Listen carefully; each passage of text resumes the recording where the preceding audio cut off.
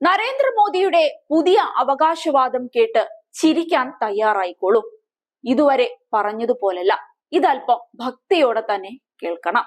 മോദി പറയുന്നത് തന്നെ ഒരു ദൗത്യം നിറവേറ്റാനായി ദൈവം അയച്ചതാണ് എന്നാണ്.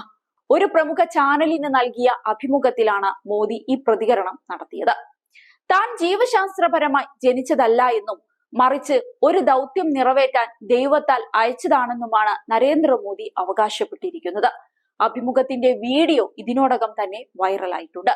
അതിൽ പറയുന്ന മോദിയുടെ വാക്കുകൾ ഇങ്ങനെയാണ്: ഞാൻ ജനിച്ചത് ജൈവികമായിട്ടല്ലെന്ന് എനിക്ക് ബോധ്യമുണ്ട്. ദൈവം എന്നെ അദ്ദേഹത്തിന്റെ ജോലി ചെയ്യാൻ അയച്ചതിനാൽ എനിക്ക് ഈ ഊർജം ലഭിക്കുന്നു എന്നായിരുന്നു. എന്തുകൊണ്ടാണ് താങ്കൾക്ക് തിരക്കുകൾക്കിടയിലും തളർച്ച തോന്നാത്തത് എന്ന ചോദ്യത്തിന് നരേന്ദ്രമോദി നൽകിയ മറുപടി: തന്റെ ഊർജം ദൈവിക ദാനമായിരിക്കണമെന്നും അതിനാൽ ദൈവം തന്നിലൂടെ പ്രവർത്തിക്കുമെന്നുമാണ് അദ്ദേഹം പറയുന്നത്. മാംസവും രക്തവുമുള്ള ഒരു സാധാരണ ജീവിയാണ് താനെന്ന് തെറ്റിദ്ധരിപ്പിച്ചത് തന്റെ അമ്മ ജീവിച്ചിരിക്കുന്ന കാലത്തോളം മാത്രമാണ്. അമ്മയുടെ സ്വന്തം സ്വർഗീയ വാസസ്ഥലത്തേക്ക് പോയതോടെ അയാൾക്ക് മായയുടെ ആ മൂടുപടം, ആ മിഥ്യാബോധം നഷ്ടപ്പെട്ടതായി തോന്നുന്നു. ബുദ്ധനെ പോലെ ജ്ഞാനോദാവസ്ഥയിൽ എത്തിയതായി തോന്നുന്നുവെന്ന് മോദി അവകാശപ്പെട്ടിരിക്കുകയാണ്. തന്റെ യഥാർത്ഥ ദൈവിക ഉത്ഭവത്തെക്കുറിച്ച്, യഥാർത്ഥ ദൈവിക ഉദ്ദേശത്തെക്കുറിച്ച് അയാൾക്ക് ഇപ്പോൾ ബോധ്യമുണ്ട് എന്നും അദ്ദേഹം കൂട്ടിച്ചേർത്തു. അതേസമയം താൻ ഇതുവരെ ദൈവത്തെ കണ്ടിട്ടില്ല എന്നും മറ്റുള്ളവരെ പോലെ താനും ദൈവത്തെ വിശ്വാസത്തോടെ ആരാധിക്കുന്നു എന്നും മോദി പറയുന്നുണ്ട്. മോദിയുടെ അഭിമുഖം പുറത്തു വന്നതിന് പിന്നാലെ നിരവധി പേരാണ് അദ്ദേഹത്തിനെതിരെ പരിഹാസവുമായി രംഗത്ത് വന്നിരിക്കുന്നത്. മോദി പറഞ്ഞ ദൈവം നിയോഗിച്ച ദൗത്യം ഗുജറാത്ത് കലാപം, മുസ്ലിം കൂട്ടക്കൊല, മണിപ്പൂർ കൊലപാതകങ്ങൾ എന്നിവയാണോ എന്നാണ് എക്സിൽ തൃണമൂൽ കോൺഗ്രസിന്റെ രാജ്യസഭാ MP ജവഹർ സിർക്കർ ചോദിക്കുന്നത്. അതേസമയം താൻ മുസ്ലിം വിരുദ്ധ നിലപാട് സ്വീകരിച്ചിട്ടില്ല എന്ന് ഈ അഭിമുഖത്തിലും നരേന്ദ്രമോദി ആവർത്തിക്കുന്നുണ്ട്.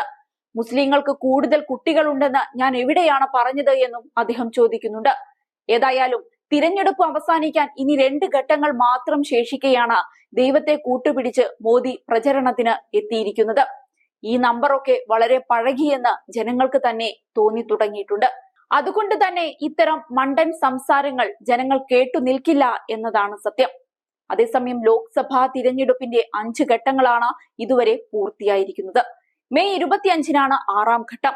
ജൂൺ 1-ന് 7ാം ഘട്ട തിരഞ്ഞെടുപ്പ് നടക്കും. ജൂൺ 4-ന് ഫലപ്രഖ്യാപിക്കും.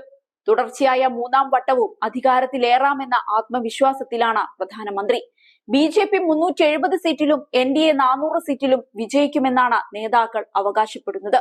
ജൂൺ 1-ന് നടക്കാൻ പോകുന്ന ലോക്സഭാ തിരഞ്ഞെടുപ്പിന്റെ 7ാം ഘട്ടത്തിൽ മത്സരിക്കാൻ പോകുന്നത് 904 സ്ഥാനാർത്ഥികളാണ്. 7 സംസ്ഥാനങ്ങളിലെ 58 പാർലമെന്ററി മണ്ഡലങ്ങളിലാണ് തിരഞ്ഞെടുപ്പ് നടക്കുന്നത്. കേന്ദ്രഭരണ പ്രദേശമായ ചണ്ഡീഗഡിലെ ഒരു മണ്ഡലത്തിലും 7ാം ഘട്ടത്തിൽ തിരഞ്ഞെടുപ്പ് നടക്കുന്നുണ്ട്. മൊത്തം 2105 നാമനിർദ്ദേശ പത്രികകൾ സമർപ്പിച്ചിരുന്നു. നാമനിർദ്ദേശ പത്രിക സമർപ്പിക്കേണ്ട അവസാന തീയതി 2024 മെയ് 14 ആയിരുന്നു. നാമനിർദ്ദേശങ്ങളുടെ സൂക്ഷ്മ പരിശോധനയ്ക്ക് ശേഷം 954 നാമനിർദ്ദേശ പത്രികകൾ സാധുതയുള്ളതാണെന്ന് കണ്ടെത്തിയിരുന്നു.